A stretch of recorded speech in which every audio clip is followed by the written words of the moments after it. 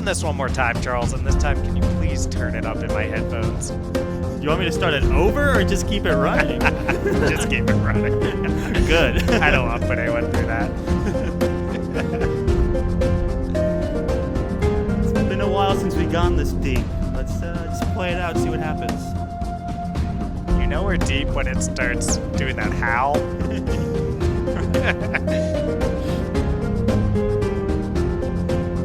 All right.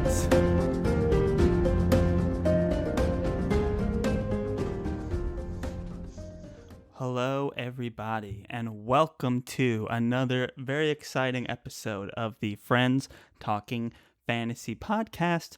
My name is Charles, and with me today is Dylan. No surprise there, everybody. Yeah, I mean, this ain't Mistborn because there's no twists for you in who the host is. Wow. Okay, buddy. Okay. Well, this isn't Mistborn, but we are going to be talking about Mistborn for probably the last time for a long while. This is our buddy read of Mistborn Book 3, The Hero of Ages by Brandon Sanderson. Huge milestone for the show today as we wrap up our first trilogy. And not only are we wrapping up our first trilogy, Charles, we're wrapping up our first buddy read of a series. That's right. I think it's gone really well so far. I'm very happy with it. And I'm looking forward to our next buddy read, which those of you who listened to last week's episode know we are going to go into the Kingkiller Chronicles, which I'm super excited to do. Yeah, I'm raring to go with that one. I've got it downloaded on my Kindle, ready to go. Can't wait to crack the cover. Yeah, I'm excited too. I think it's going to be an interesting foray into a new world for you, Charles. I'm very excited. But before we go to a new world, we have to bid a fond farewell to this world, Mistborn, and the Hero of Ages. It's a fantastic ending to a fantastic series, and we're going to get into the thick of it today. Shall we just kick off with the intro? Do you want to read it? Should I read it? Where are you feeling? You know, Charles, I'm going to trust you to take the intro. You did such a great job with the last intro. And it's true. To let people behind the curtain, you wrote this intro, and I can't 100% say I have read it yet. So, I figure you edited it up. You read cleaned it up a little bit, but yeah, I did do. I mean, to be fair, Wikipedia wrote most of it, but you know, we worked it out, added some important details. So, were you just trying to avoid having to say hemalurgy? Pretty much. I think I only say it once in the whole thing here. But I've been practicing, so we'll see. It's not your best spelling performance. The attempt to spell hemalurgy didn't go as well as I'm sure you're. Well, you know, we don't need to open the curtain too much, Dylan, okay? I tried to spell it a little more phonetically so I can actually say it. Well, all right, well, wish me luck. I'm going to go into it. So this is the intro for Mistborn Book 3, The Hero of Ages by Brandon Sanderson. Here we go. Ruin has been released. Weakened by opposing force preservation, Ruin is using hemalurgy to manipulate anyone he can to advance his purpose of ending the world. Thank you. Vin, Ellen, Ham, and Chet are on the warpath to unite humanity and hunt down the Lord Ruler's storage caches, leaving survival resources and clues. Their biggest challenge is Lord Eridan Yeoman, the new king of Fadrak City. He is an obligator devout to the Lord Ruler, believing him to still be alive. Sazed and Breeze work with Spook, who has developed strange abilities, to help Ellen take over a neighboring kingdom and home to one of the last storage caches, Urtau. Tensoon the Khandra is imprisoned and sentenced to death by the Khandra elders, while still trying to convince them that the Khandra prophecies of the world ending are now happening and that they must work together with the humans to save the world. Can Team Vin stop the mist, ash, and earthquakes from destroying the world? Can they beat a god again? Beautiful, Charles. Was that concluding line from Wikipedia, or That did you was, write that? of course not. I had to add a little spiciness, a little drama. That was all me. Oh, that's a really spicy. Did you write Team Vin also? I did write Team Vin also because I don't want to say can everybody. I wanted to just loop all the good guys together without saying the good guys. Yeah, Team Vin. Yeah. Well, that's good. I like it, Charles. Thank you. No, I thought it was good too. I was happy with the way that came out. Touches on all the All story right. beats that we're going to be talking about today. Yeah. How would you like to start off the conversation there, Dylan?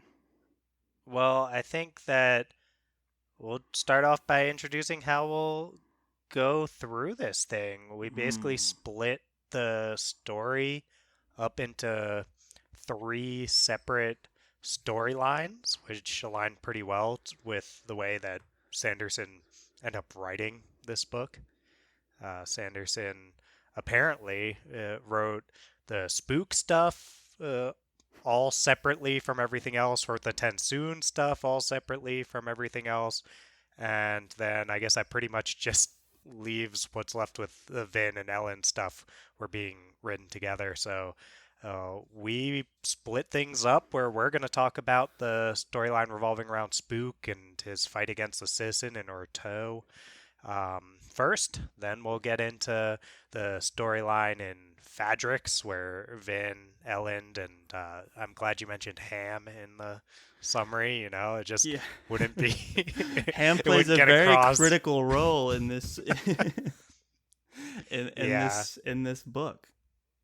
Yeah. I mean, I wouldn't quite say he gets so much time to shine in this one, but he got into the summary. But yeah, the storyline that we'll cover second is Vin, Elend, and their crew going up against Yeoman. And then we'll get to the Tensoon stuff after that, and then we'll talk about the ending to the book and therefore the series. Yes, I would almost consider the last 100 pages as like its own storyline separate from the three that you had described, but we can get into that. But they just kind of all converge and then move forward in this like rising action climactic section that I would even consider its own unique section of the book. Yeah.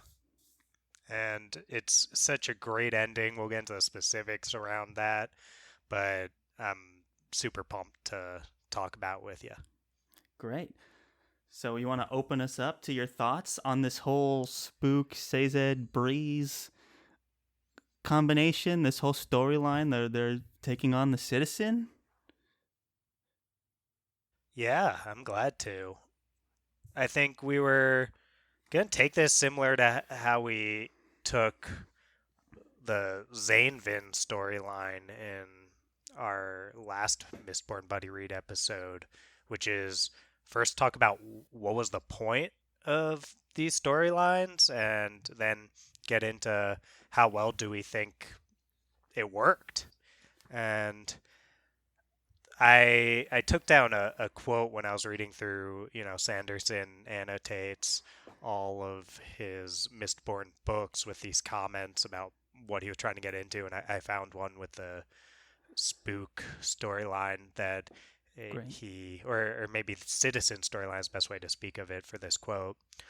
He says, anyway, I thought about what would happen if Kelsier's vision became reality, and this is what I came up with. There's more going on here, things that relate to the overarching plot of the book, but the basic concept is just what it seems to be. I toyed with doing a form of government that was more radical and new, but I eventually decided that the historical approach of the lower class becoming as intolerant as the former ruling class was the most logical. And I think that's one of the main things that Sanderson's trying to explore with this storyline. We can get more into the aspects he refers to as Right. the plot stuff too, but I think this is what he's getting into. Definitely. The whole way that this city is set up is unique because you have like the Vin Ellen line where you have Yeoman, who is pretty much another Lord Ruler. He's trying to perpetuate the nobility and balls and the old school. And then you have Vin and Ellen, who are trying to forge a new path. But then it's interesting to see how he treats the citizen, which is essentially a vehicle for, Kelsier, the darker side of Kelsier's philosophy, and kind of the danger that Kelsier's philosophy presented back in book one. And you're kind of seeing the repercussions of that now in this government, where they're extra violent towards anyone with noble bloodline, and they're doing it all under the Church of the Survivors name. So it's an interesting idea, an interesting look into the darker, more violent side of Kelsier's philosophies. Yeah, I figure if we want to throw any highlights of anything that we liked about this or stuff like that, then we can do that now. If not, we can just dive into how successful we think it was. Well, I would only say that we've brought it up a bunch of times now. I mean, it's hard not to repeat ourselves after spending over 2 hours talking about the Mistborn series already. But in the context of this storyline, we've always said that Kelsier is a bad guy in a lot of ways. So it's nice to see that darker side being acknowledged by Sanderson in the form of the citizen and the way he violently rules over these people. Yeah, I'm interested in the idea to a pretty large extent.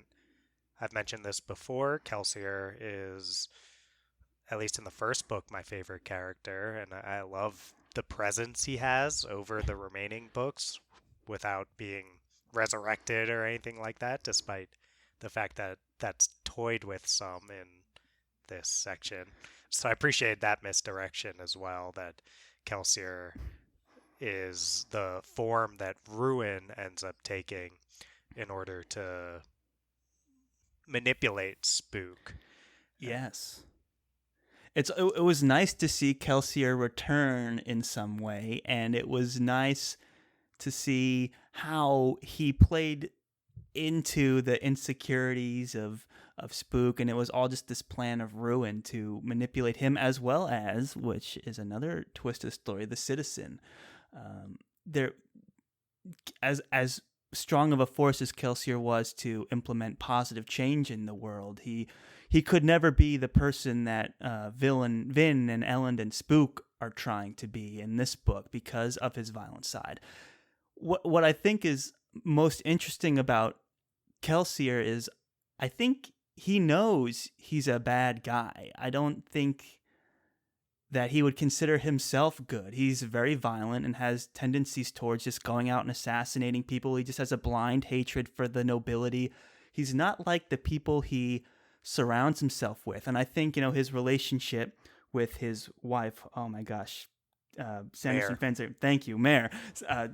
So he, by falling in love with her, he sees that sort of more doing good and good for the sake of being good and trust and love. And then when she dies, he snaps and becomes even more violent. And I think that's why he was surrounding himself with people like Breeze and Sazed and Spook, people that want to do good, but and just for the sake of being good, because he's not like that. He just sees it in others and wants to preserve it, but he's not that way himself. So I think this Spook storyline plays a big part in that, of like Kelsier in the first book, he was the driving force, but he could never be the one to be leading this final movement, and that's why he's kind of been passing the torch. And this idea that Spook overcomes his temptation of the dark side of Kelsier's philosophies to become his own ruler in his own right, his own leader,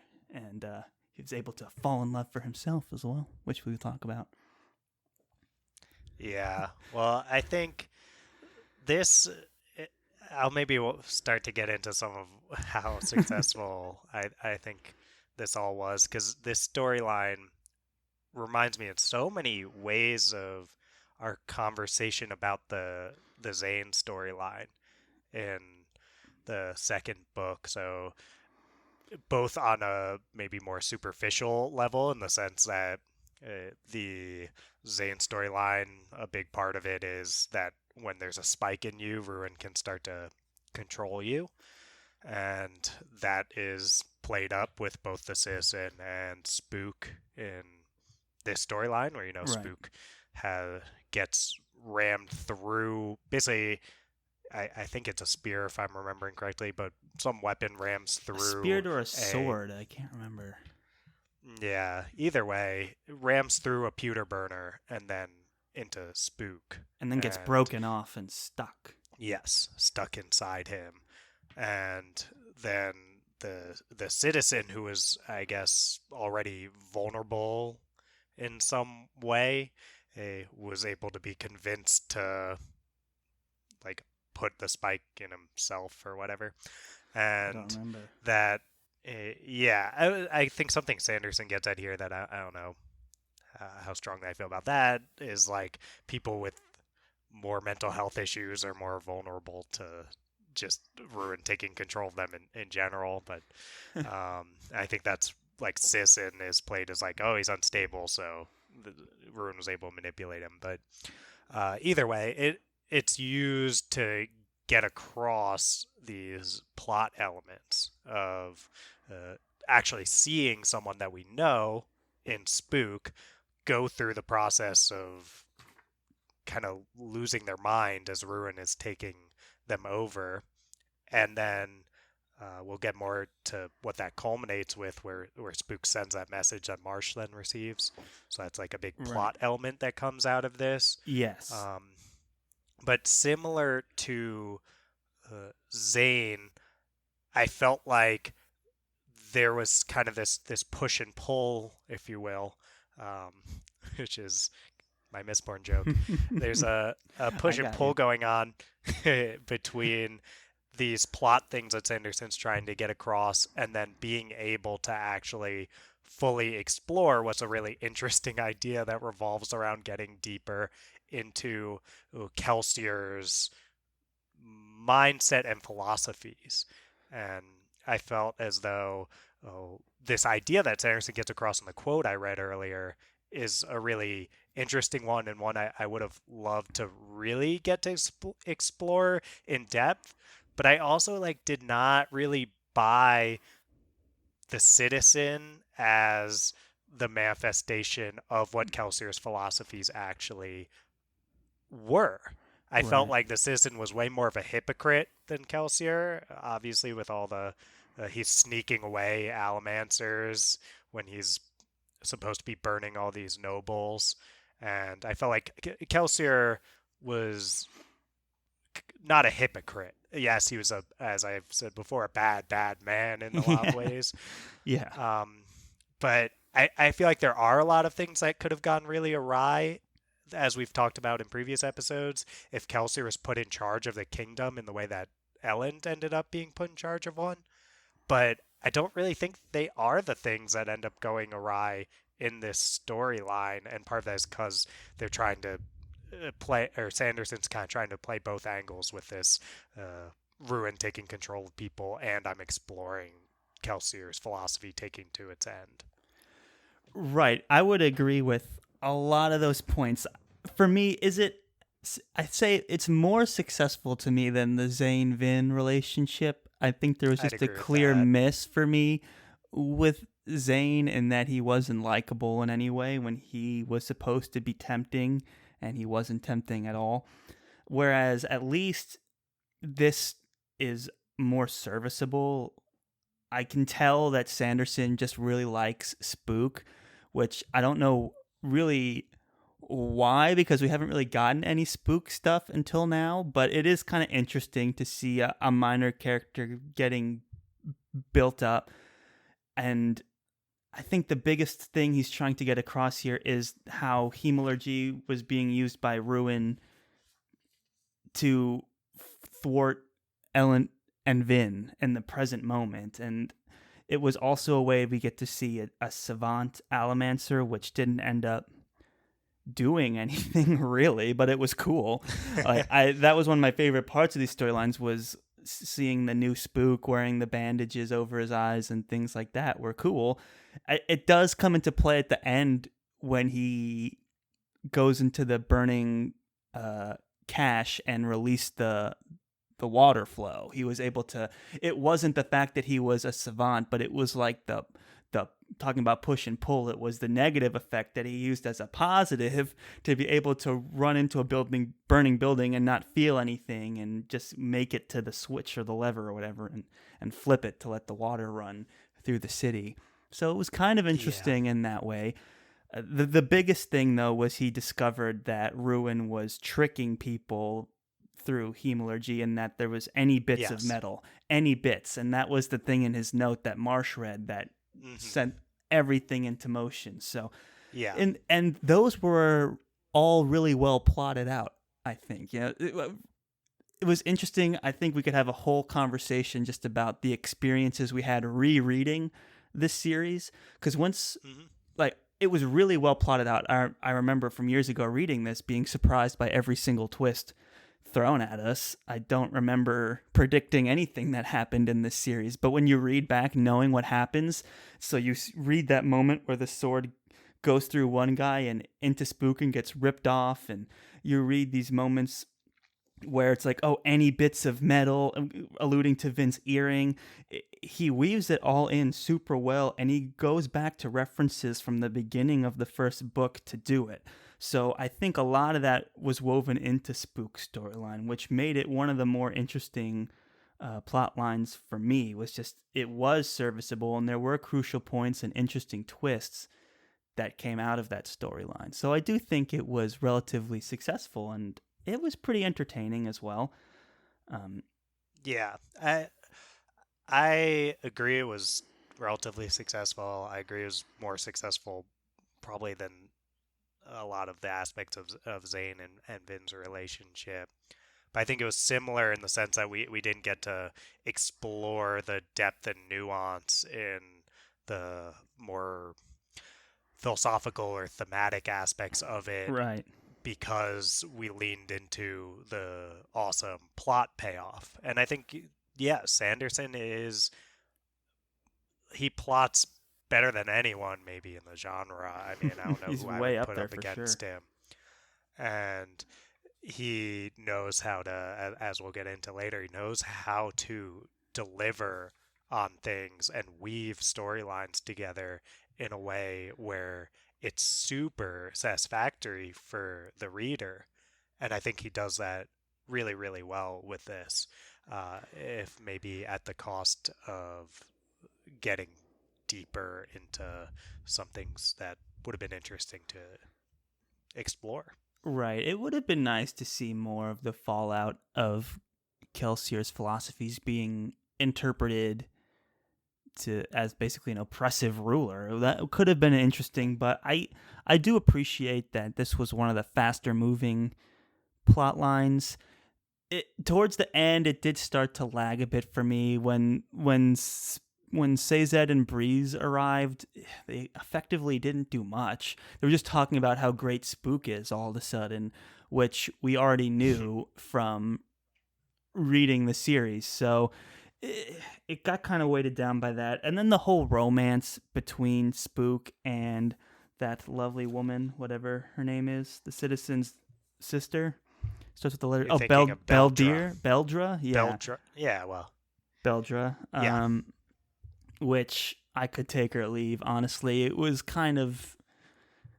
It moved along really quickly, and I wasn't interested in it, and it didn't really end up doing anything I can remember. It was an interesting twist that Beldra was the Alamant, the coin shot the whole time. Yeah, it's an interesting twist. It doesn't really didn't service anything. Come to anything is the thing, which is what I mean. It totally, even on the reread, it got to me like I didn't see it coming. Right. But maybe that's in part because I didn't remember it from the first time reading it, because it doesn't really impact the plot in that in that much of a way.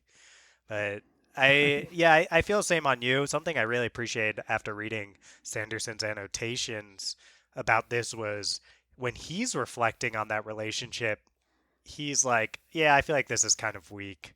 And Yes, I think you read through those annotations too, right, Charles? I So did, and you I think saw I pulled Sanderson. that line. I have it somewhere. Let's see if I can find it. Well, I'll say it was very interesting to read that, and it it made me really admire Sanderson in a lot of ways. Not just that he's willing to own up, like, hey, this thing didn't work out as well as I would have liked in retrospect, but also that it reminded me of something that my advisor says in my program that I'm in. I'm in graduate school, for those wondering. Oh, we know. And my uh, my advisor will say, perfect is the enemy of good enough, or sometimes we'll even just say perfect is the enemy of done. And I feel like Sanderson does a really good job of acknowledging that, and he doesn't let being a perfectionist get in the way of getting done with a series. Right. And he's able to look.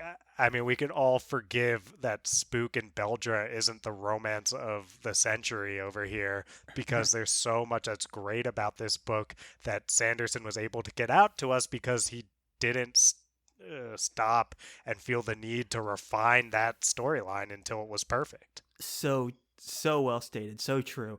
I agree. I found the quote, by the way. It's short. Their one flaw is that the Spook Beldra romance isn't very strong, but I can accept that, considering that both of them are teenagers with powerful teenage passions, and considering what I managed to do with the space allotted, I'm pleased. And I can respect that. I didn't need to Yeah. read more of it just so that it could be more honest and true, so I'm Yeah. happy with it. I question if it even needed to exist at all, but it's nice that Spook is getting out there and meeting people. I'm happy for him in that uh, respect, so he I deserves it. thought maybe some of it is supposed to get at. I think part of why Sanderson starts coupling people off a ton is he wants this sense when the world is renewing that like they're gonna repopulate it. Is that weird No, takeaway I from mean it me? does make sense. Like he very consciously put them together at the very end of the book when they like emerged from the from the Khandra dwelling and they saw the Yeah, new world for the first time. And they made it a point that they were together at that moment, which I would think implies that they're going to pursue their relationship in this new world.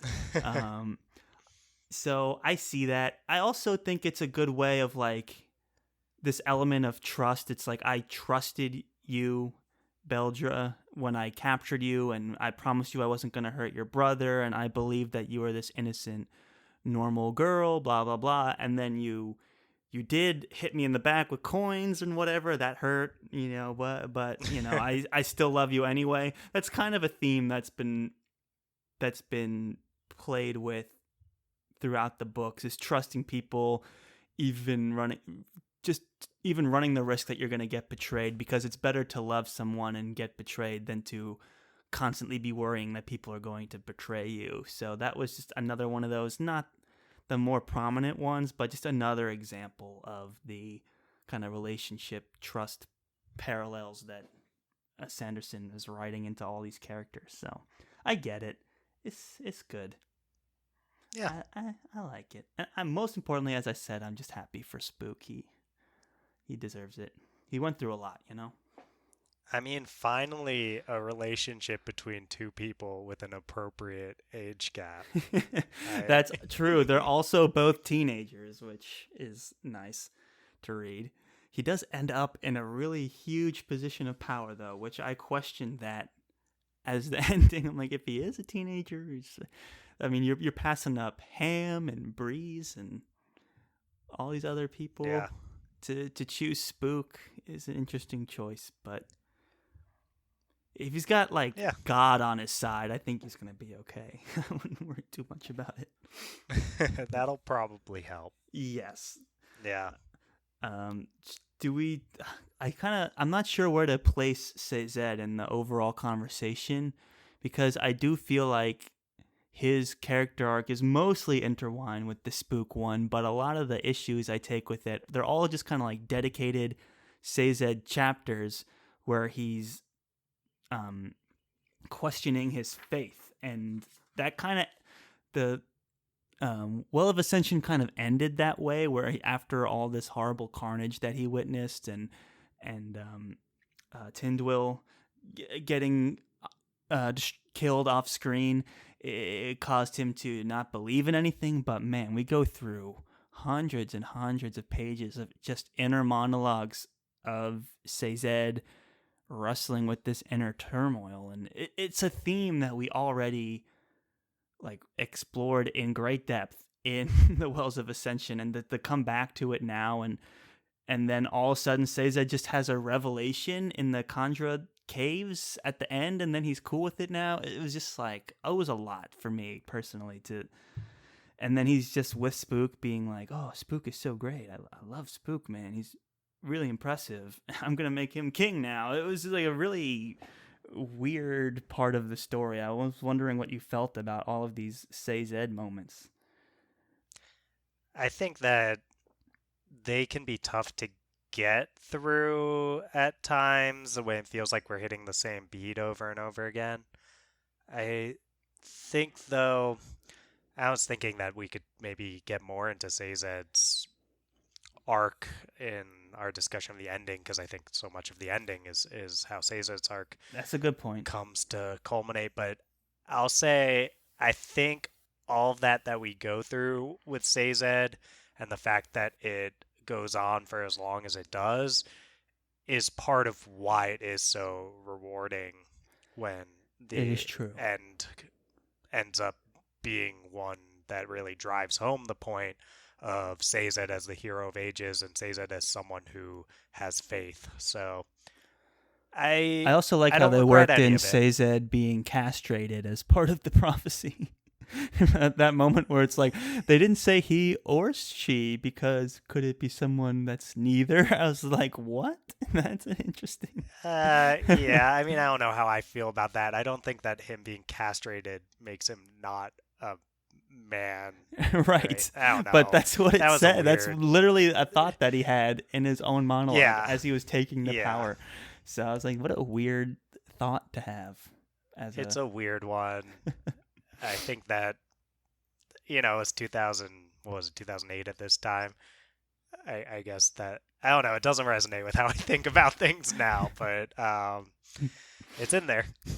it is in there. A very interesting plot point for Sazed. And I guess the last two characters we have are Breeze and Ariane, who pretty much don't do anything. Breeze rules over the city for a hot minute, while Sazed and Spook are. Spook is incapacitated, and Sazed leaves to head to Luthadel, but ends up going to Khandra Town. And yeah, that's pretty much it. He leads and does an okay job, and he's one of the few people that gets to see the new world.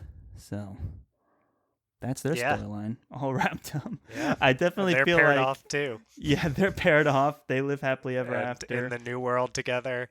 I don't know. That's part. This like rebirth thing. That's kind of how I was. I didn't see it in Sanderson's annotations, so I thought maybe I was just grasping onto.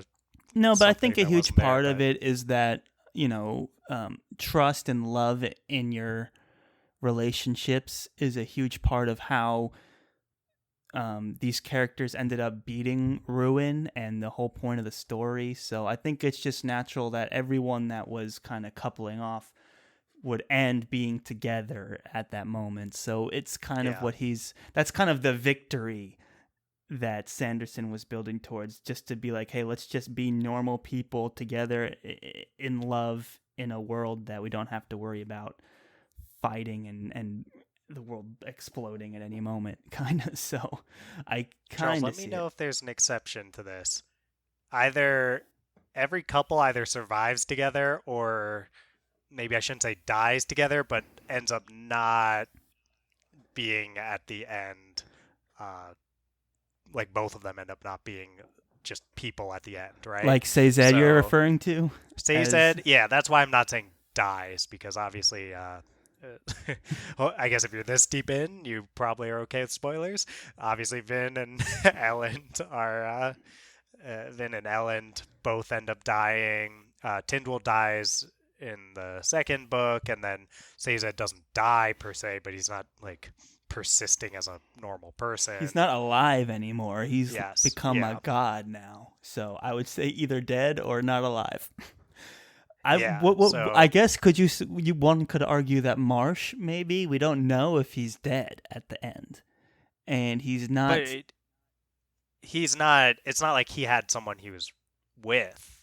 All right, I'm saying if you were in a couple in Sanderson's world, you either both survived or both didn't.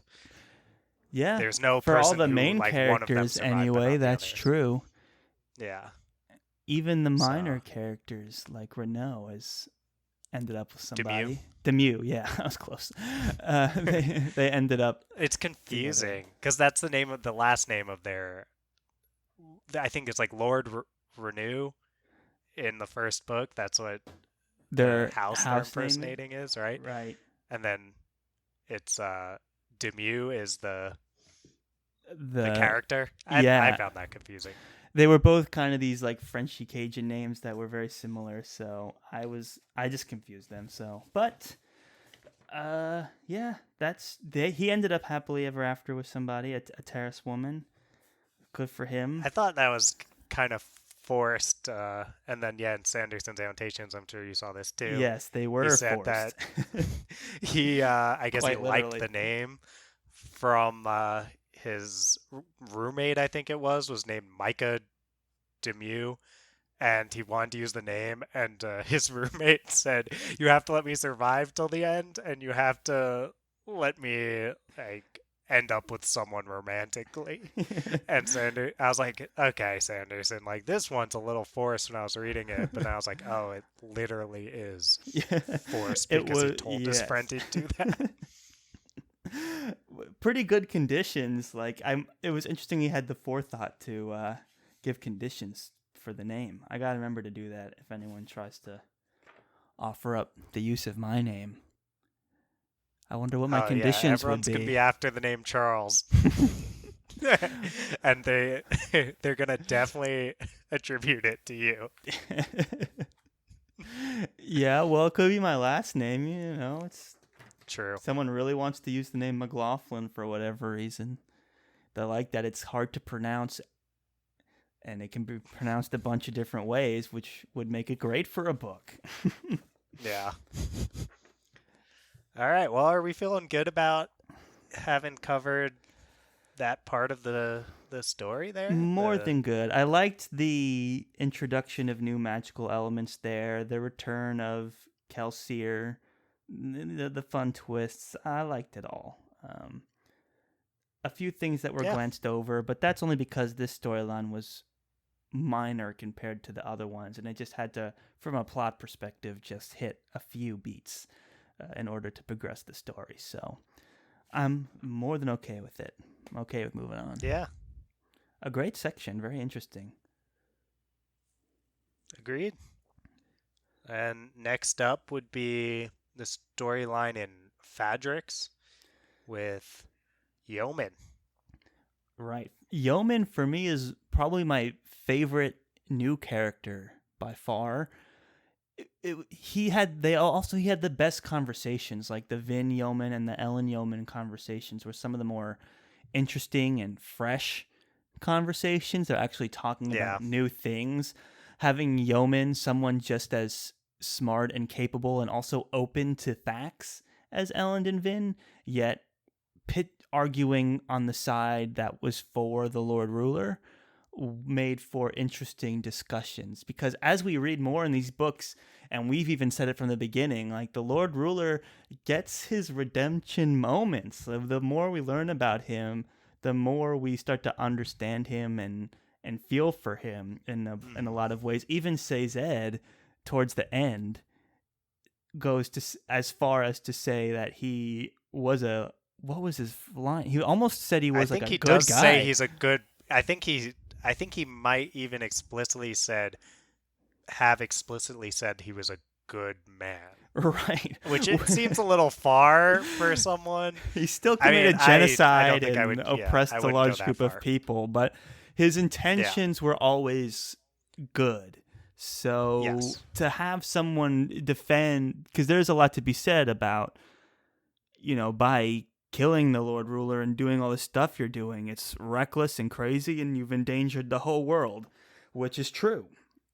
Hmm. And if they had left the Lord Ruler to go about doing his thing, if he wasn't that bad, he was acting for the interest of the world in the best way that he could, which was also true. So those moments of dialogue were very interesting, and also Yeoman was the only elements of real military tactics that we got to see. Like, he pulled a fast one on them by attacking and causing them to charge, and then he did a surprise sneak attack on the Kolos camp. So he was always one step ahead of Villain Ellen from a tactics perspective. He actually captured Vin. So these were all these things that were happening that I felt were actually more action based and were interesting and way more intrigue. Everything else was kind of like these inner monologue things on themes that have already been heavily discussed for 2 books now. And so this storyline, it was just nice to see like a new character, new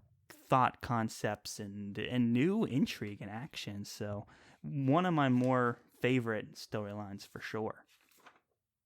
Yeah, I thought there was more willingness on Sanderson's end to actually have a character with different views who isn't a shitty person, Right. and I appreciated I mean, that especially when you compare because them to Chet and Straff from the last book. It's like this guy Yeoman is so much better than both of them because he's actually a reasonable guy and in many ways a likable guy, but he's also like a force and a threat and a political challenge. yeah, and I mean, as Chet hits somewhat similar but not as strong points, I think, in the previous novel. It's Yeoman's definitely better than Chet with it, but Straff is just all out. Yeah, Yeah, mustache twirling evil guy, and I mean, there's only so far you can get on that, or there's only so much interest in that. because Yeoman's not And exactly evil like Straff oh, not was. at all. He did manage to do a good job with the city that he was ruling. He made good points about Ellen just acting like a tyrant, and he eventually saw logic and reason, ended up being a very helpful force for the sake of good. Once he was given enough proof that they weren't crazy, he changed course. So all those reasons made him a way better character than Straff and more multidimensional. Yeah. Well, Charles, what do you have for what the the larger point of these storylines with Yeoman and Fadrix? That's a good question. For me, a large part of this for me was kind of more of the Ellen's development. In this book, Ellen's coming into his own as a ruler. Like, obviously he was had to change a whole lot of his character in book 2, going from just the foolish boy to actually someone who could rule. But now he's trying to work through his problems more by himself. I think this chapter did a good job of separating him from Vin and putting him in situations like giving him the power to defend himself from things like Kolosk, and then now forcing him to go and do the things that Vin would have normally done, like fight a whole bunch of Koloss and meet with Yeoman one on one and things like that. Because Sanderson, I think, very cleverly removed Vin as a factor from a lot of the plot points in the end of the story, and I think Yeah. a lot of that served towards forcing Ellen to kind of work through his own problems without any kind of support, and it's also just kind of a way for him to decide on who he really wants to be as a leader. Kelsier still kind of looms over all of these things, and also the Lord Ruler as well. So here's Ellen coming into power, and he's, I mean, honestly, he's doing a bad job only because he was dealt the worst cards in that the world was ending, and he's like, at this point he's not worried about being Kelsier. He's more independent now, but now he just wants to be competent as a leader and actually take charge. He doesn't want to be like a Lord Ruler. He wants to actually do good, but he keeps getting defeat after defeat, and he has no idea what's going on. So trying to work through that was a really interesting part of the story. Another aspect I think the storyline does a good job with is you have, Yeoman is still very much, he pretty much makes a mini Luthadel in this city. You still have the nobility and the ska, and there's still the balls and banquets. Maybe you could argue that the whole point of this was that so Sanderson had an excuse to write another ball scene. He couldn't help himself. But I like those ball scenes quite a bit. So it was a large part of that. It's just kind of like a reintroduction to the more traditional elements of the Lord Ruler's rule, and how, was that a bad thing? It looks pretty good compared to the state of everywhere else in the world. So that was another interesting aspect. And then you have like the ATM and the storage cache, and gives Ham something to do. I guess he's the army guy, but not really the army guy. Ham busy. But yeah, Ham was busy wearing vests and starting to make a logic puzzle, but not actually pitching one. So that, someone had to do that. Yeah. And we get Chet moved in as the person who stops Ham from ever actually getting into any of his philosophical puzzles. And he stops him from Ham. Yeah. He also stops him from being the army guy, because for so long it's like Ham was like, "Oh, Ham, you can be the army guy," and it's like, "Nah, I don't want to." And then Clubs was the army guy. So it's like, okay, he kills. There's two army guys. One has to go. Makes sense. Now we're in this book, and there's still another army guy. So Ham is kind of this redundancy. He's just piled on for poor Ham. I honestly didn't see the need for Chet. Or one of them should have gone at some point. Though I don't know why he kept both of them around the whole time. So. Well, Ham gets to reunite with his family. Yeah, that was sweet. New world. He does. Ham also gets his big moment in this where he actually comes to a decision. Yeah. Like a yes or no answer to something. But he just basically agreed with Ellen, though. It wasn't like... But he said it before Ellen said it. Ah. I think. I don't remember. I think Ellen was kind of going that way anyway, though. But I think the fact that Ham, this person who was so indecisive, had also reached that decision was... Okay. Fine. Jeez, Charles. I mean, it wasn't... I didn't know we hit a sore point for you here. For me, Ham never got his real moment to shine, honestly. I'm glad he ended up with his family at the end. He's talked about his family in each book, and we never saw them. And everyone else got to be with the people they loved except for Ham for some reason, so I'm glad that he did able to meet up with them at the end, which was nice. But that decision, it was for Ellen to go fight the Colossus on his own? It was for Ellen not to invade the city with okay, tons of got it. Which was what Ruin was trying to tempt him to do. Yes. Okay. Yeah, and so they ended up trying to go to Luthadel and then backing into the city. Got it. Yeah, so that was a good moment. That's really the only. I think they end up retreating. They do end up retreat with the.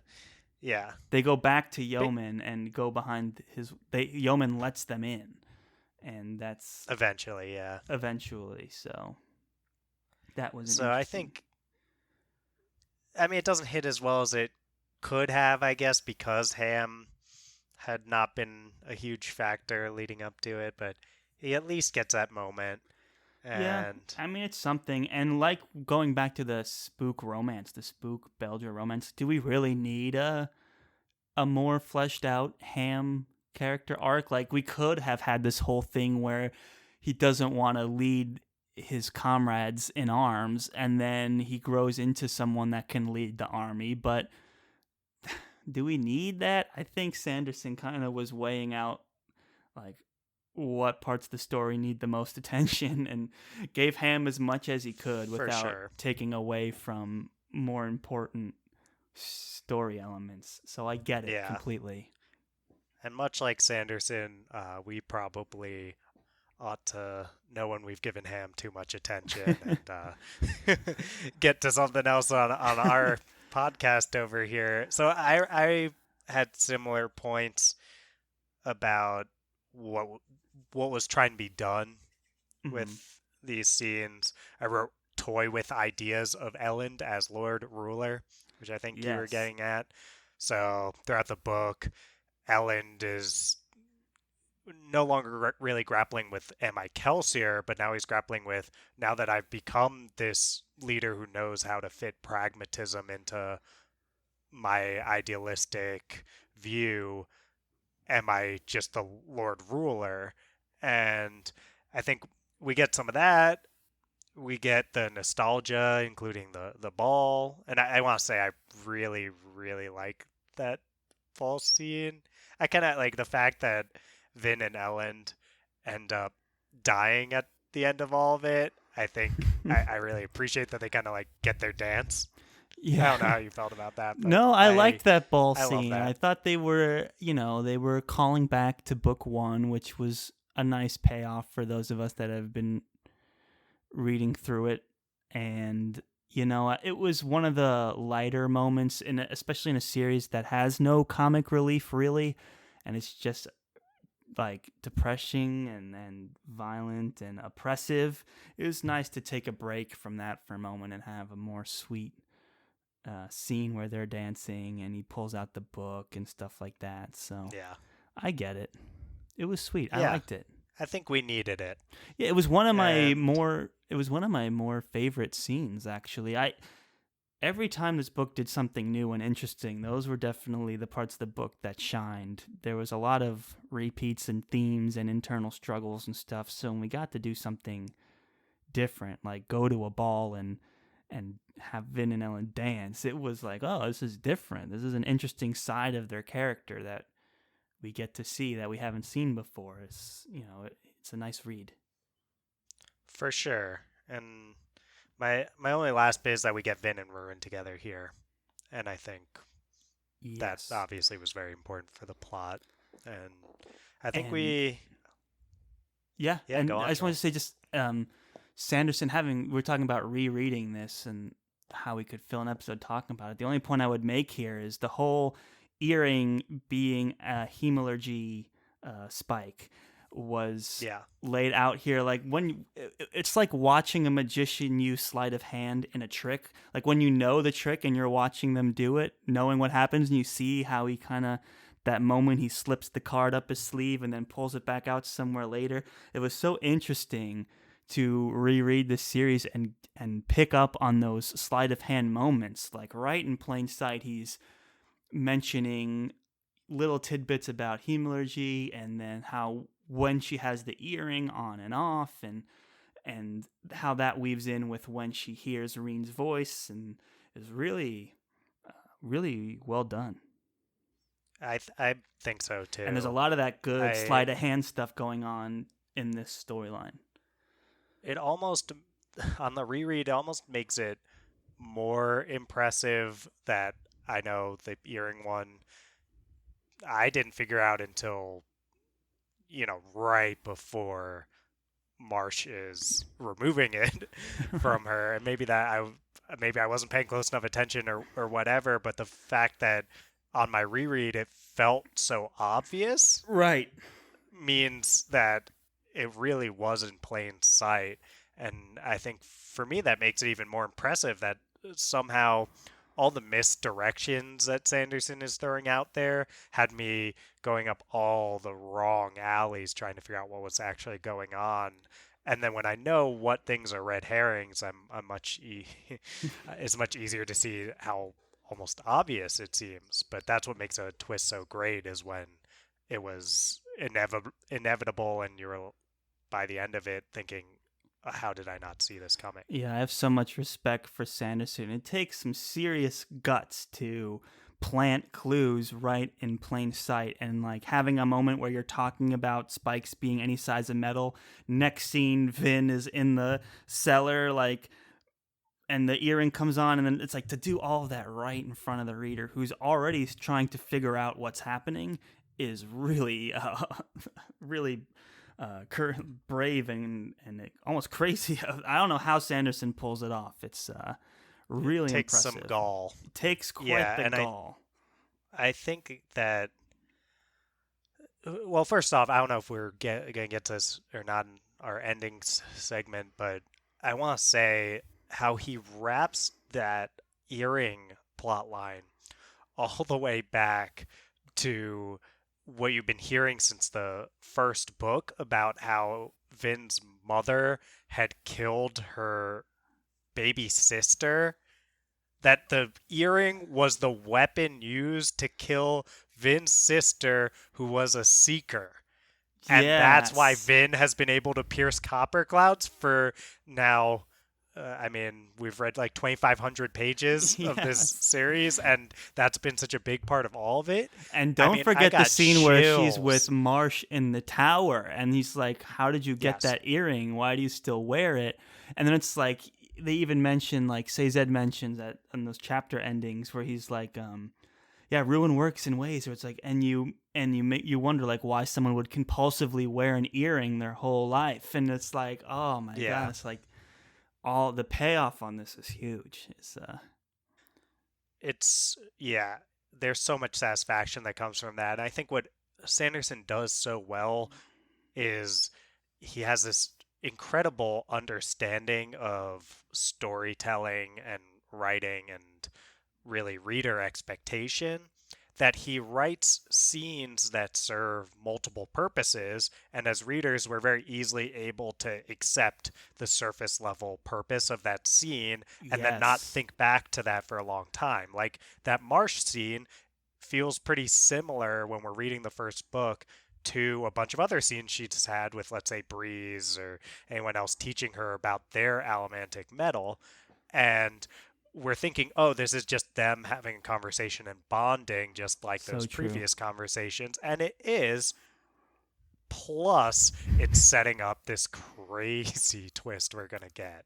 So I love how Sanderson does that. And it can, even a reader who's trying to scrutinize things can dismiss scenes as only serving the single purpose rather than serving both. I think that was a really well said, Dylan. It's so true.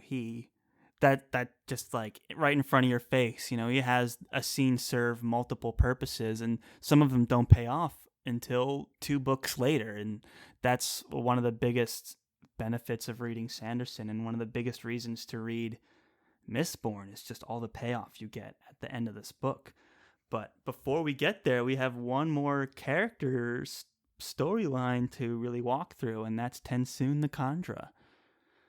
Yeah, So Tensoon is a cult favorite, cult I favorite. think. I can see why, because again, I was talking about it was the best parts of this book were the things that were new, and nothing was more new than the Tensoon chapters. You're introduced to a whole new species. Like there For have been sure. Khandra, but there have only been two, and you know them individually, but you don't know how the whole race works. So you get a new setting, you get a whole new culture and a whole new political spectrum, and you learn even more about the characters that, like, I think that Khandra, which was revealed to be Tensoon, we were kind of really falling in love with him in book two when we were learning more about Khandra, which we never really thought to think about in book one, and they became like this, almost like this tease that now we're getting a whole information dump on us in the beginning of this book. And so I can easily see why he's a fan favorite in this book. It's a breath of fresh air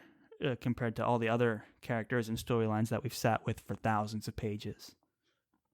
Yeah, I had a buddy I recommended this series to a little while back who one of his main takeaways after this third book was, I get why we didn't get more time with Tensoon and the Khandra, but I would have liked more time with Tensoon and the Kandra because it really is an interesting culture based around this contract, and it's really not like anything I've seen in fantasy before. There's not really a parallel that I can draw where I could say, oh yeah, the Kandra are basically just like this other fantasy culture but with a slight twist or something. It's just new and different. And I think obviously the changeling thing has been done before, but the whole based on this contract with the Lord Ruler, hemalurgy spikes, plus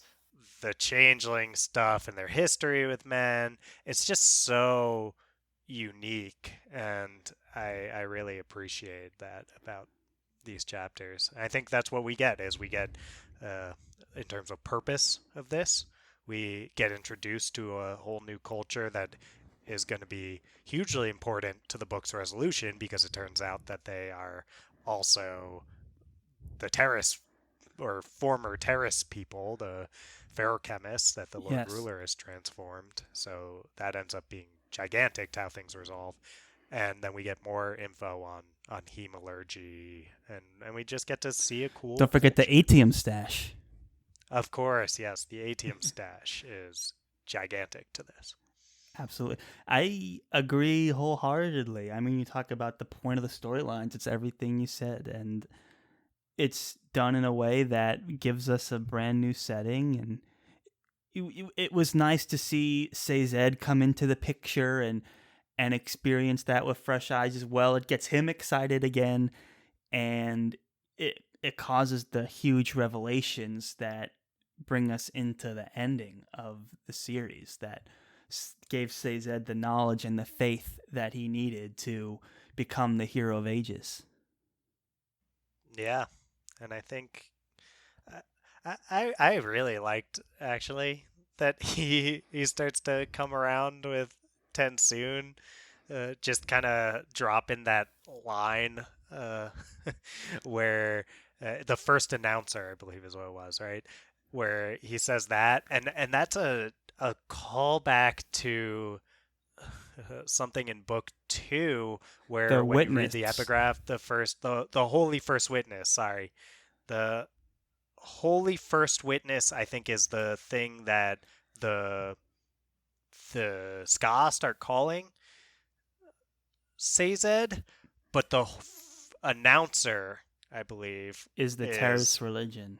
yes, the Yes, actual. that sounds right. So in the epigraph in the Well of Ascension, uh, like start of the chapters, we get the announcer like written as how it actually is. Then later in the book, this is Well of Ascension, Sazed is reading through that same passage and it now says Holy First Witness.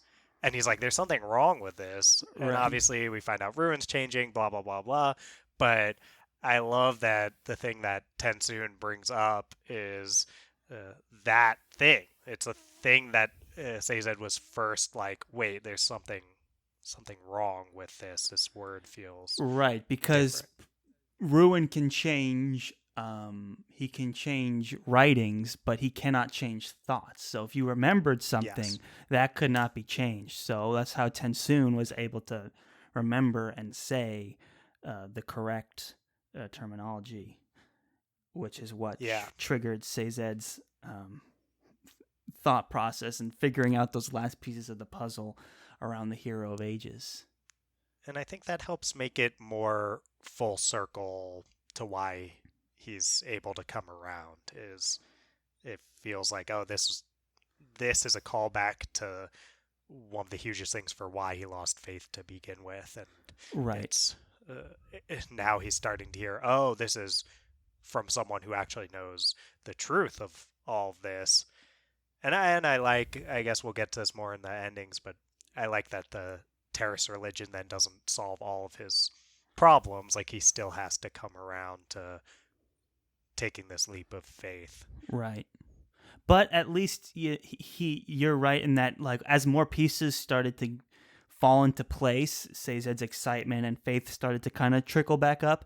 And then I also think just by witnessing the Khandra and the fact that they were the original terracemen, the original ferrochemists, was another huge boost for him.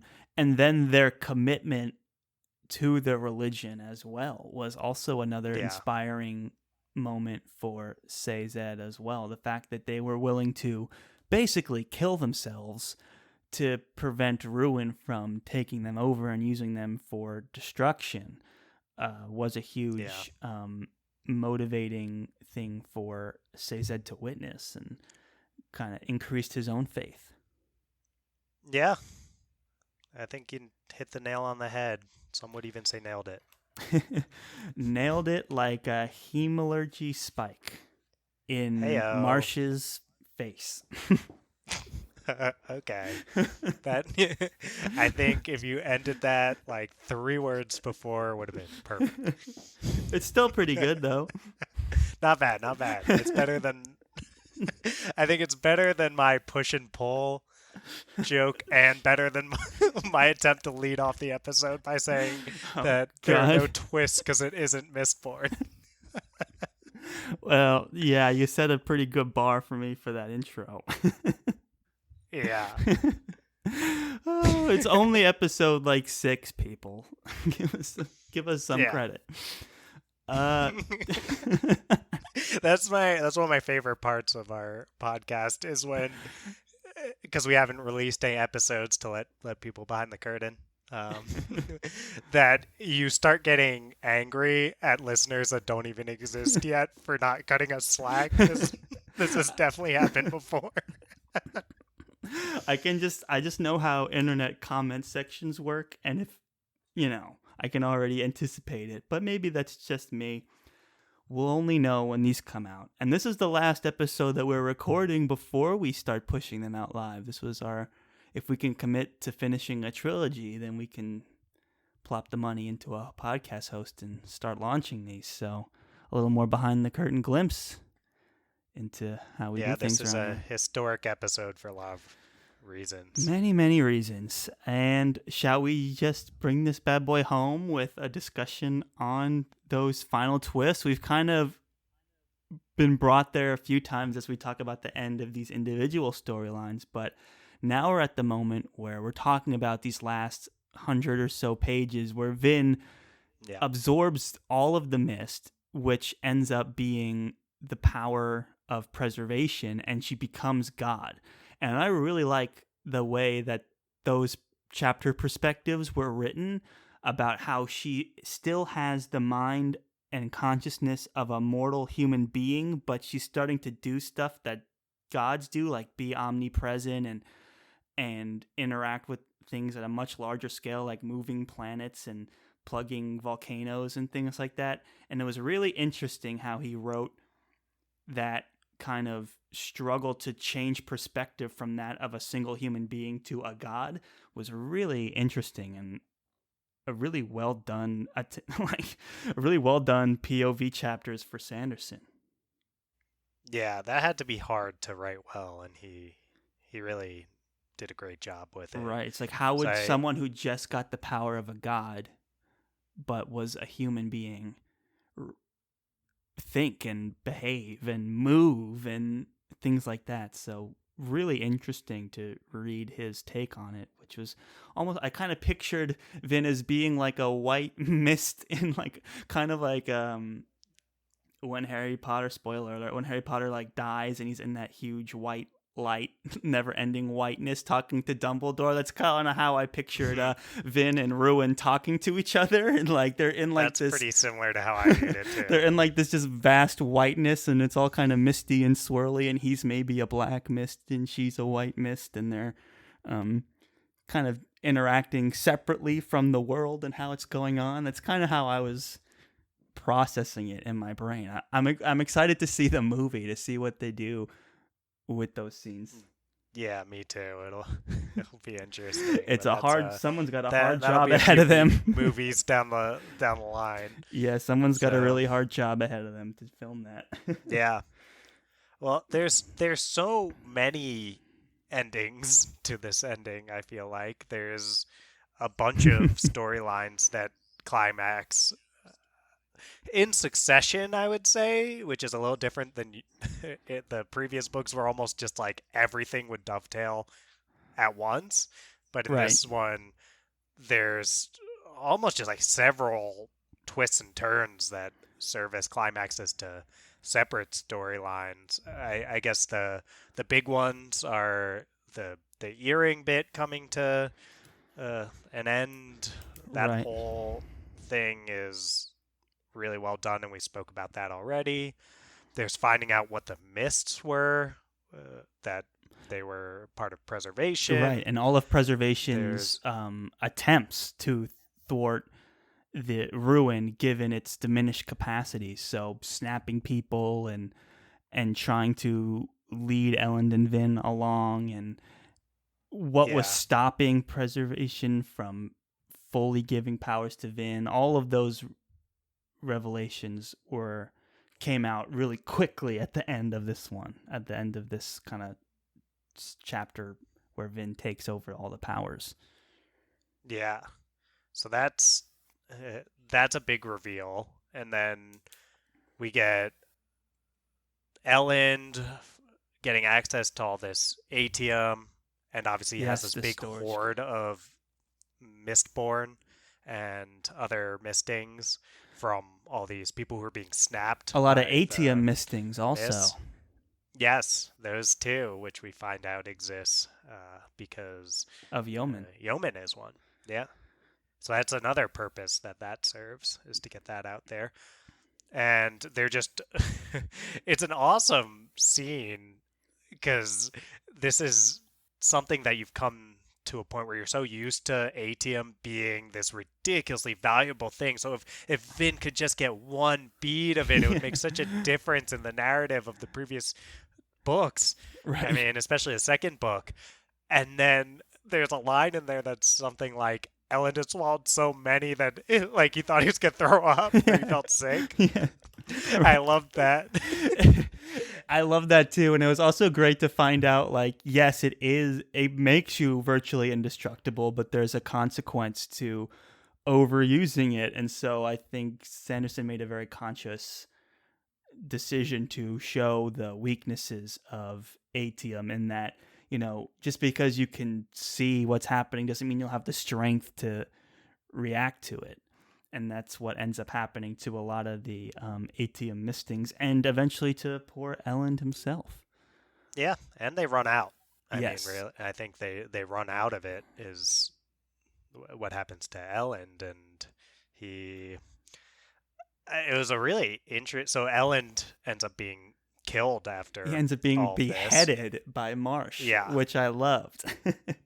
Oh yeah, and I think we'll get into why we think this is so successful of an ending, but I think that the willingness to know when a character has reached the end of their arc and to uh, cut off their head Yes. is something that Sanderson does extremely well. So he does that with Ellen here, and then he basically does that with Vin immediately after, except obviously he doesn't cut off her head, but he has her have like nothing left to try to be Right. alive for Even in anymore. the book, it's like she's talking to Rue, and it's like, that was your mistake. Now I don't really have a reason to exist anymore. Yeah.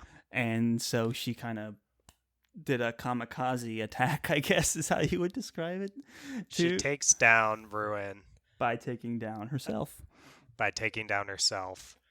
And Sanderson has some great stuff in the annotations about why he chose to kill off Vin and Elend, and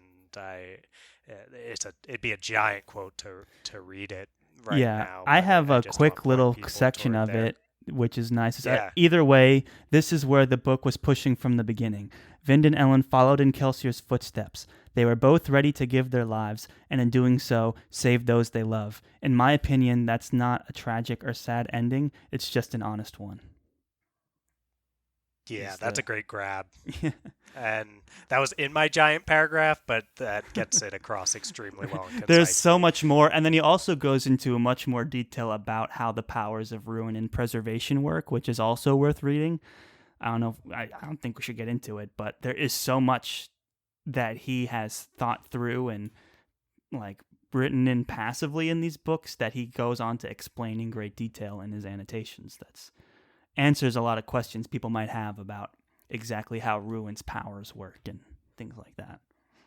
Yeah, so he says it's an honest one, and I think that's part of what's so great about it. And Sanderson gets at too that for it to feel like all this has been such a giant undertaking and that it's been worth all this effort, all this kind of stuff, to lose our two main characters drives home the sacrifice it took to save this world. Yes, so and well stated. You don't get that if those two get to live on in this new world.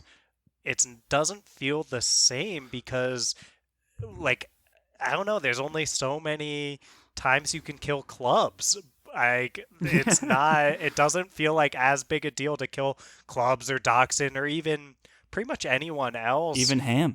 That was left, even Ham would be,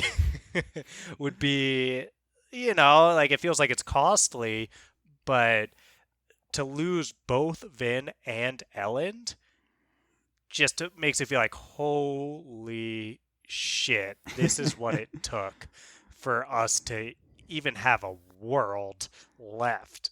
Right. And I love that Sanderson's willing to do it. And he speaks to, like, he has logical reasons why it makes sense, but really more than anything, he says it just felt like the right thing to do.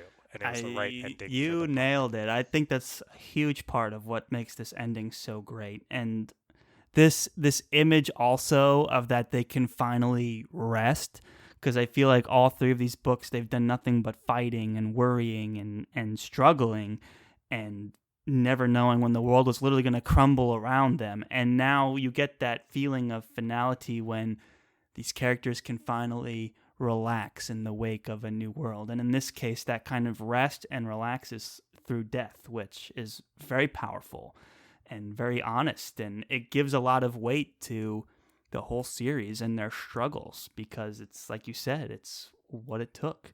Sazed did mention a nice moment that he spoke to them and that Sanderson confirmed there is an afterlife. So you do it does feel a little more happy than if they were just totally dead and gone. But it's interesting. It's almost like best of both worlds that he's able to get there. I was almost trying to figure out why I was not more. It almost feels like that's a cop-out it's like when I think about it, it seems like a cop-out. But when I feel about it, Charles, it feels right. What you feel good? Yeah, I mean, like, just like Sanderson was saying, it feels right. And I guess part of it, because faith is such a huge theme of this series, and we find out that Sazed becomes God, basically, at the end of this, like, an afterlife doesn't feel like a push to say that exists at this point. So I think it doesn't feel like a cop-out because, like, oh yeah, why wouldn't there be an afterlife? Like, there's clearly this God now running this whole show, and there's been ruin and preservation. So it's been built toward in a way where, I guess if it was just, like, Game of Thrones or something, true, and then we all of a sudden find out that two characters are, like, happy together in an afterlife, we're like, what? True, but I mean, it's not like a Dragon Ball thing where they get wished back to life and they're like back on the world again, and it's not like a Gandalf situation where he comes back and is even cooler now. They're gone. Like, they are. It's over. They're dead. They're not gonna like be walking around and interacting with their buddies anymore. But they do have some sort of influence in the afterlife. And Sanderson mentions Kelsier also had some moments where he was popping in this book from the afterlife, which isn't worth getting into other than read the annotations if you really want to dig into this. But like, there is weaving in of the afterlife, but it's more of like a larger picture, like, slight nudge, slight a voice here, a voice there, but they are dead. So I think Sanderson, he's not necessarily playing the best of both worlds, but he does leave you feeling a bit happier. He's giving you that glimmer of hope, which the image of them lying dead holding each other's hands in grass, like green grass, is such a powerful image. And I just really love this ending. For me, it's like when you read these sprawling huge fantasy books and the stakes are so high, like the end of the world, how could you possibly write an ending that lives up to all the drama? And I have so much respect for Sanderson in that he always delivers, and especially in this book, where it's a proper ending, it's a satisfying ending, it's a fulfilling ending, and it fits so well into the structure from the book since the first chapter. So for all those reasons, it's just really masterful. Couldn't have said it better myself there, Charles. And I think the last bit to make sure we really dissect here is Sazed as the hero of ages. So great. You're built up to think it's Vin, and you could potentially entertain Elend, perhaps, but Sazed is such a perfect choice, and I love that it plays into his idea of faith, and that who was better equipped to put the Earth in the right orbit and remember all the planets and the stars and stuff than a keeper, than Sazed, who had all of the knowledge of all the keepers on his arms. Yeah. So as the prophecy foretold, he would wear knowledge on his arms or something like that. And Vin tried, and she made it even worse than the Lord Ruler did. So Sanderson was like, hey, it takes the knowledge of like all of human understanding to pull this off. So it could have never been Vin. Vin was always the fighter, and when there's no more fighting to do, her arc is ended in that way. When it comes time to actually move on into a new world, it was so smart to choose Sazed as the one to kind of take on that role as the hero of ages. Really brilliant. Yeah, and so the series is about faith and trust in a lot of ways, and we can probably get a little more into all that. It's also about balance. Mm-hmm. And I think that the conclusion not being that, we defeat Ruin and now Sazed becomes preservation and now everything's good. The fact that Ruin is actually just like almost like entropy. Like, it's like right. At one point referred to even as like change. Mm-hmm. It's like Ruin's more this force of changing things, but things always kind of go toward, same thing with entropy, like falling apart rather than being brought together or anything.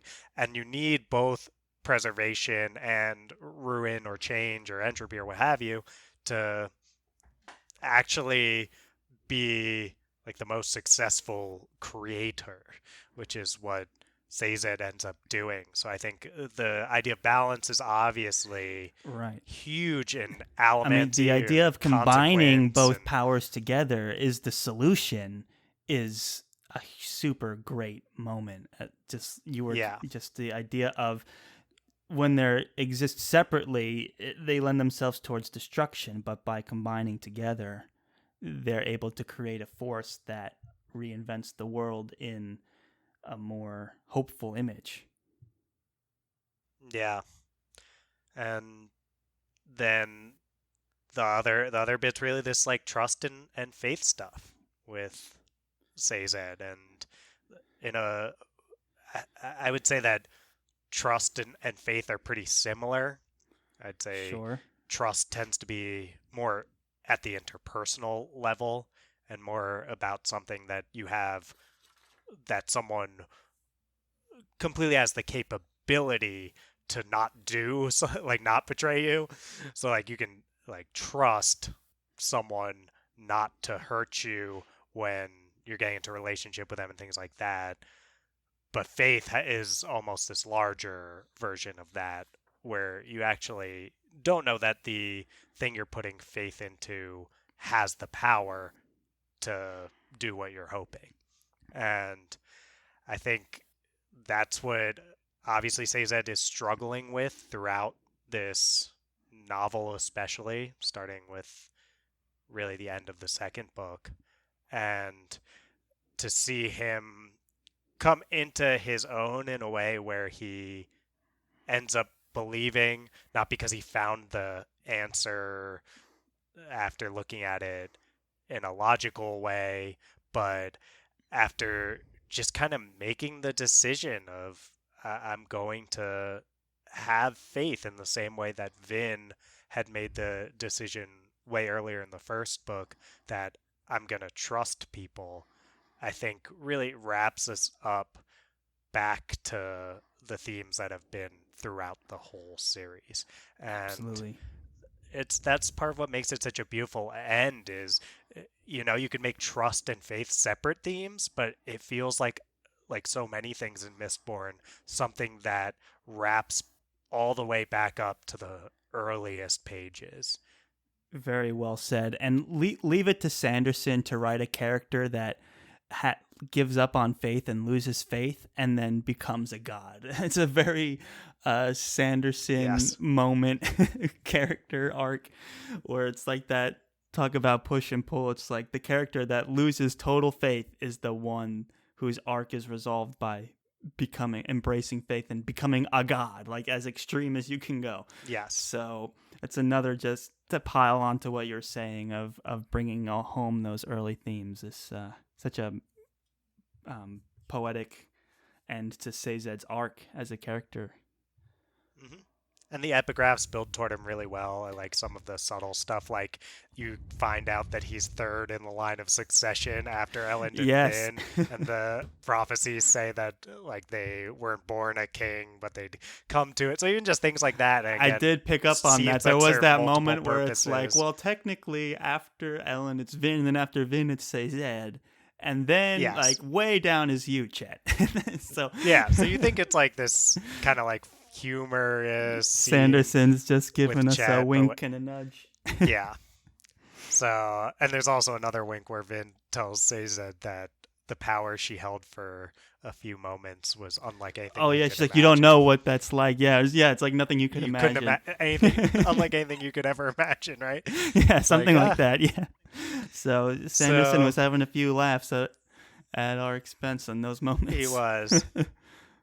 Oh, and I think the last thing that gets driven home in this ending is that Sanderson fulfills what he refers to as his promise that the world would end with green plants and blue skies and, let's be real, flowers. I know. I think Sanderson did a good job of reminding us throughout the series that this is not a typical, like, the ground is black, the plants are brown, and the sky is red. Like, this is not Earth as you're used to it. So victory is achieved when, skies are blue and plants are green and flowers exist. And Breeze is like, this is really strange. Like, this is not right.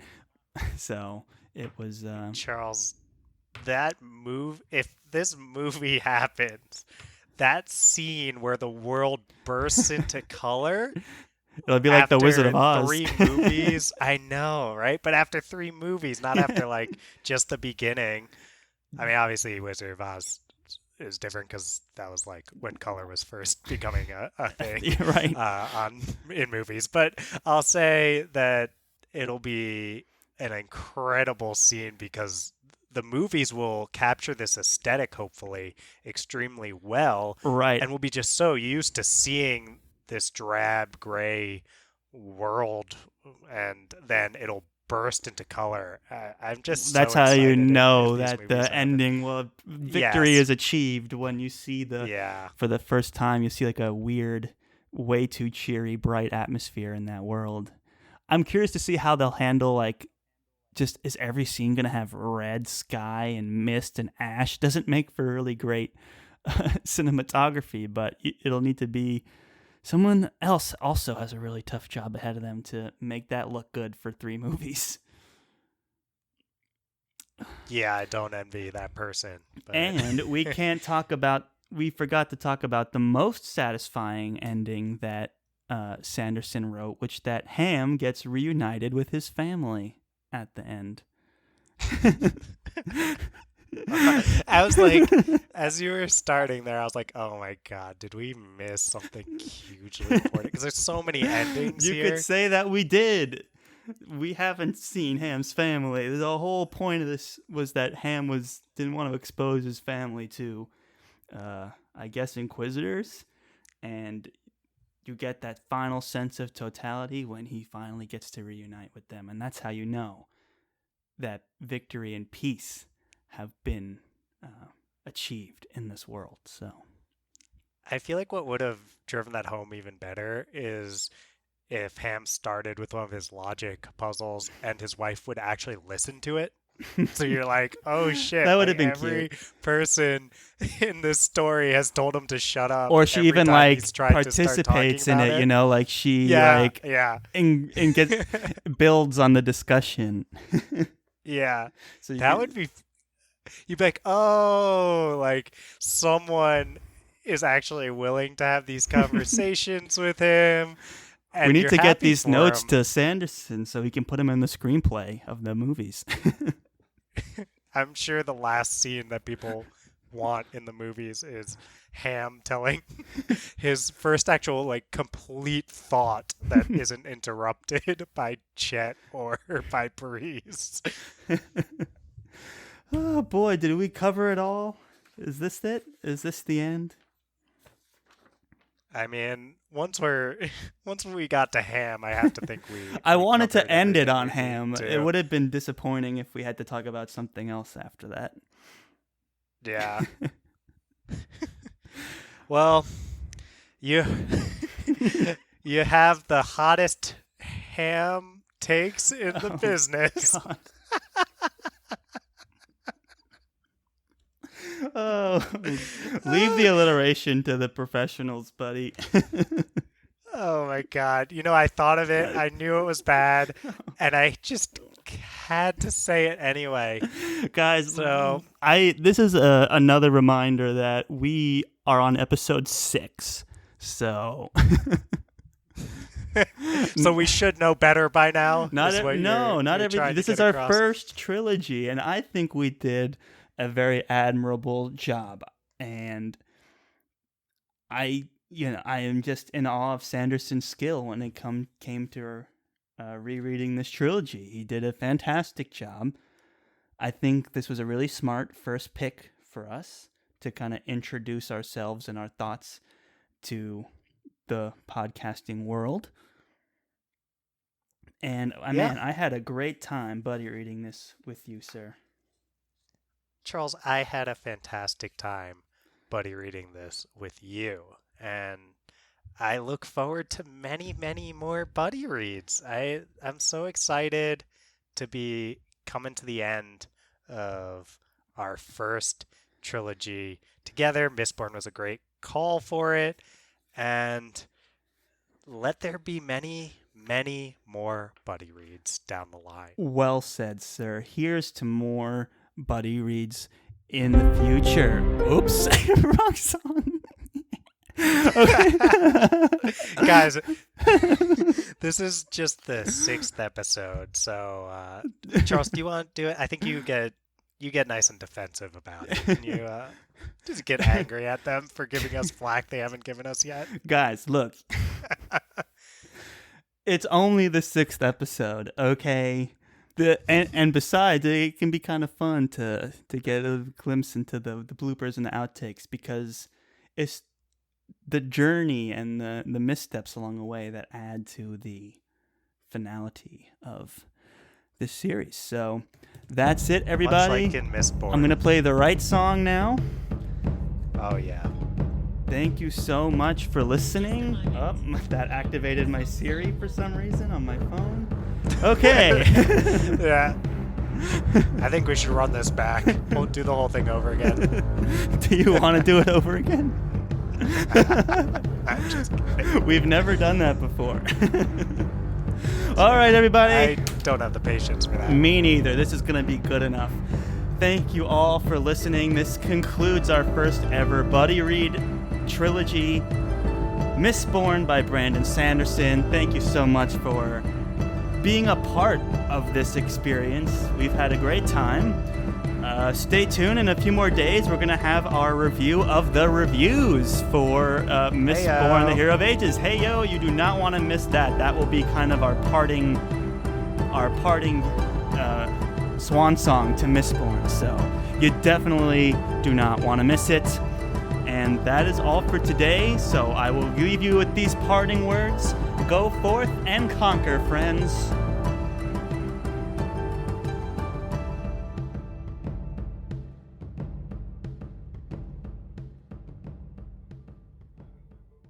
What? I said series, and that made that activated Siri on my phone. And I was like, what? That's amazing. And it started playing music. It's so funny. Oh, gosh.